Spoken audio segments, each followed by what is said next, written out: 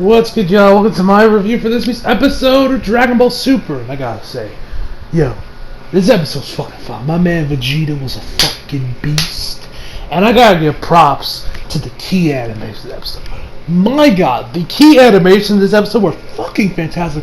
The use of shadows, the facial expressions, the overall just detail in the art, the shadowing, all that stuff. My god, there were so many great shots. You're like, the key animators. Like, I know you guys know, I give Toei a lot of shit when it comes to their art animation, because a lot of times they cheap out or it's just like not as good as you compare it to other series. But my god, when Toei gets their shit right, they get their shit right. Cause like I mentioned before, I gotta praise those key animators. The key animators in this episode, all of them deserve a fucking raise. Cause those were some damn good, cause we have some really damn good looking key animations here. Key frames, whatever the correct terminology is. But anyway, let's see. You guys know, if you guys been following me on my social media, I've actually had quite the eventful week. I mentioned this a couple of people, you guys didn't know. Actually, when I was on a 2-day-long road trip over to Humboldt in California to visit the university there. Had a tour, visited. Pretty cool place. I'm definitely gonna be going there. So we just got back home not too long ago, at least like a couple hours ago. And actually, funny enough, so when Toonami aired last night, you guys know I live on the West Coast. I just mentioned that.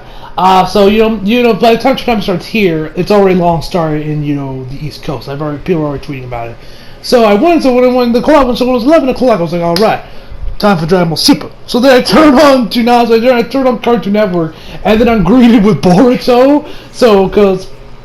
Which made me realize, oh shit, the cable box for the TV they got here goes by the East Coast, which was the TV they had there at the hotel I was staying at when Toonami was there was Dish.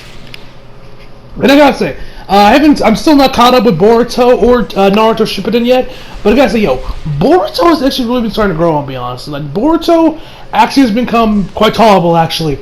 I definitely need to get back on Boruto, and especially Naruto Shippuden, because looks like the fourth great ninja war is about to start. We had Gaara's speech where but for some reason he would call Naruto his friend, and call Naruto my friend.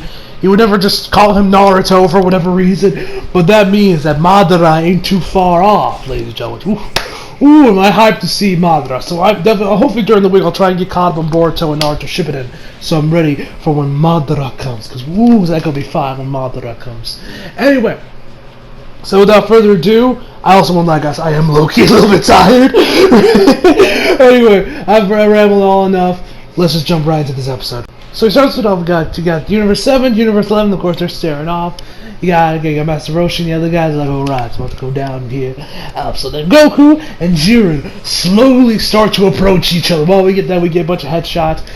This is when we really start to see the great key animations here, when we see just headshots of the other guys, Gohan, Vegeta, etc.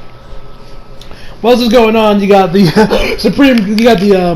the Grand Sentinels being like, there's so much empty space in these bleachers. Yes, there is. He's like, I can fix that.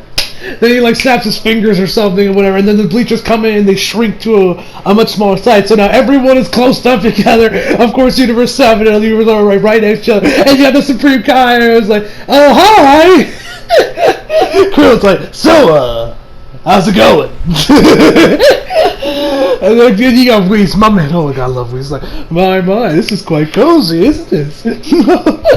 And Miles goes in something like, I'm going to be an uninvited house guest when I'm, when coming over the set after the 6 got eliminated.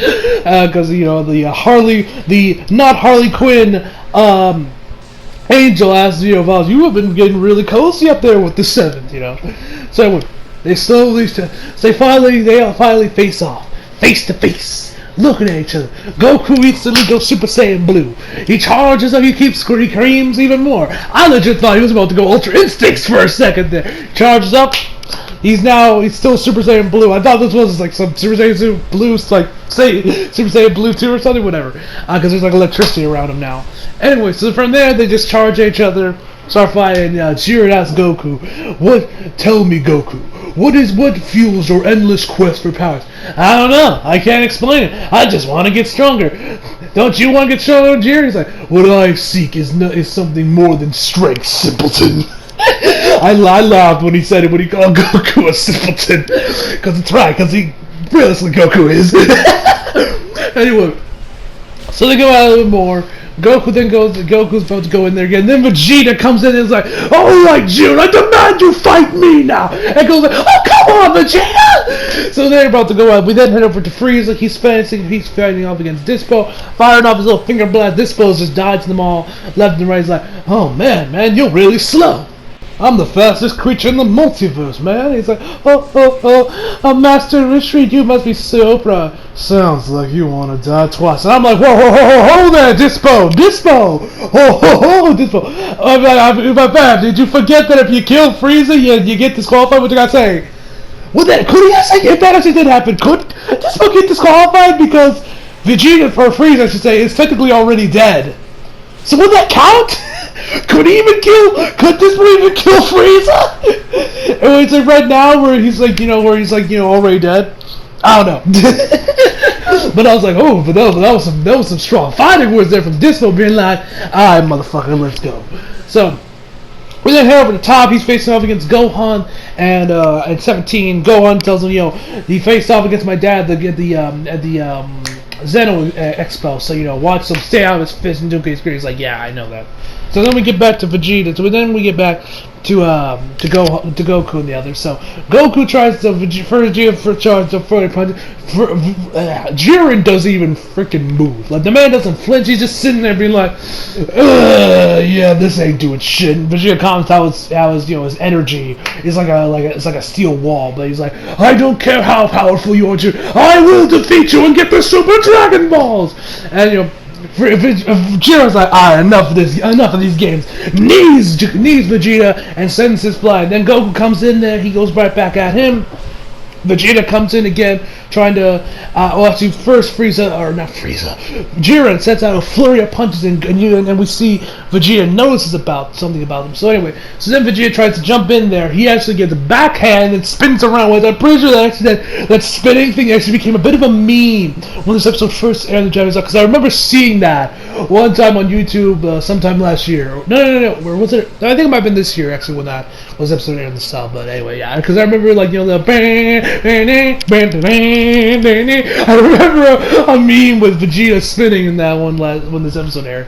Anyway, so Vegeta then comes back in there, and Jiren sets out those 4 punches against him with go, but this time Vegeta dodges all of them and punches him right at the look on Jiren's face. The man is just shocked. Well, Vegeta just got this smug smile on his face. I was like, and of course you guys know me, I'm a massive Vegeta fan, so of course I lost my fucking shit when I saw my man Vegeta actually managed to get through his barrier, get through his defenses, and actually managed to land a nice dodge bomb, man. That was some hype shit, man. So after Vegeta lands the hit, Vegeta has this massive smug smile on his face. He's like, yeah, motherfucker, I figured you out. Oh man, that was some happy shit. Everybody else is obviously shot. Krillin, Piccolo, Tien, the whole guys are all shot. Like, holy shit, he broke through his defenses. So then Vegeta goes on the offense against Jiren. And the key animations here, man. Ooh, I mentioned the Star Wars review, but this is when the key animations were really on point. Like, these were damn near Broly quality. Okay, I'm probably stretching a little bit with that, but my God, are these probably some of the most high quality key animations I've seen in a mainline, on a long-running shonen anime. Like, I've never seen key animations that look good other than maybe Dr. Stone. Like, Dr. Stone, which is aired this season. Like, that's had some pretty some pretty amazing looking key animations with Senku, but here, the facial expressions and the overall, just the detail of Jiren's face, Vegeta's face, Gohan, Top, Dispo, all those guys, it was something else. I'm like, when did these key animations get so high quality? Did this episode have a higher budget than other ones? Like, what's going on here? Why did this become some godlike shit, ladies and gentlemen? But yeah. So Vegeta goes back to the episode. So Vegeta's going on the offense. Jiren's like, they tells you were fighting hard when you were facing Kakarot. Don't hold back. And then Jiren gets in there. He starts going on the offensive go. Vegeta fires off a Galick Gun. Jiren easily deflects it. Comes in there. He's on the offense and then fires off this Ki Blast at Vegeta, which sends him damn near out the ring. And Vegeta is like, okay, this part I don't really understand what he's doing. So while he's flying over to the other side of the ring from the Ki Blast. Throughout the whole thing, we see Vegeta trying to bring his hands together closer and closer and closer.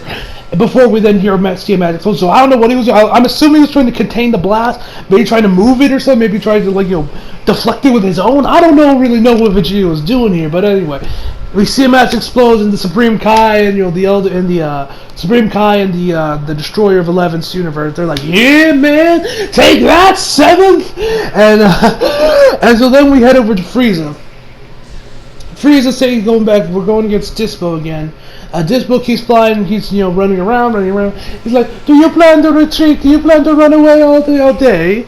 And then he fires off a bunch of after him, and she's like, oh, that's the most cliche rule. There's the most cliche thing in the book. Do you really think you could dethrone an emperor with something that cliche? And then we slowly see Dispo coming closer and closer to Frieza, trying to hit this Kai blast, and then Frieza's tail grabs his hand. He's like, I've always liked having a tail. So helpful. The only one it's helping is me. It's like, So then Dispo starts running forward while he's still grabbing onto Frieza's tail. It was a pretty funny sight, I will admit. So then he throws Frieza into the wall. This was just for this. I swear to God, was what inspired that one scene in the Broly movie. Dispo then grabs his head and starts just running him through the wall, and which it looked very Broly-esque. Like the camera angles were a little bit different, but it was pretty much ripped, or the Broly movie literally ripped this off. Literally ripped this from here to for the Broly movie, because it was very similar. I was like, hey, well, I know where that scene came from, It's weird how we've seen a couple of things that appear in the Broly movie happen in this arc. We had the Kamehameha Gallet Gun combo attack, a while ago. Now we've had this little one where in the Broly movie, Broly was throwing Goku into an icicle and just ran his face through that one. Now we till he before in the Tower of Power, Dispo doing the same thing to Frieza but with rocks. Anyway. So then after that, we get over back to Gohan. He's facing off against Top.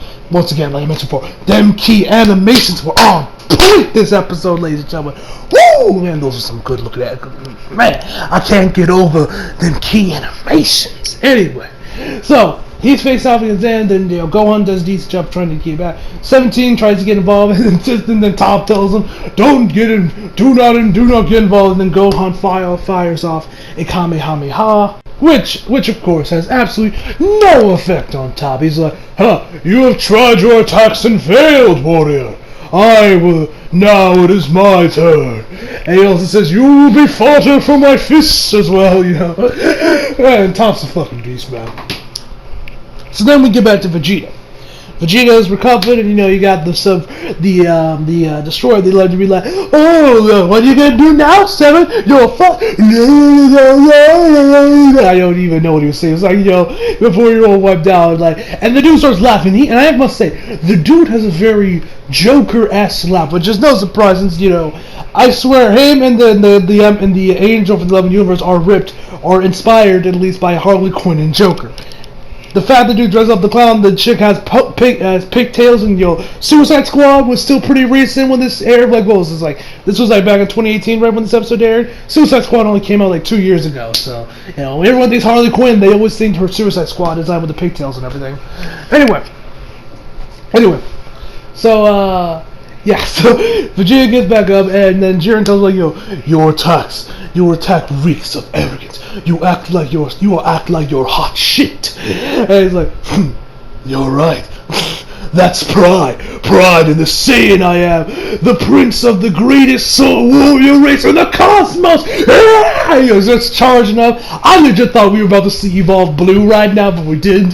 So Vegeta charges up and puts everything he has into this final flash. He's like, and since I am no man than you since, and he's like, impossible to defeat you. Don't make me laugh. Goku can use his ultra instincts as much as he likes. I will defeat you my way. And then he just fires off of the final fire. He tells since you think I'm no match for you, you won't be a coward and dodge this. So he fires it off. Jiren takes it head on. It has no effect on him. We end the episode off with Jiren holding up a blast right next to Vegeta. Fires it off. Vegeta falls to his knee, falls down, and that is where the episode ends. Holy fuck, was this episode fucking fantastic, man.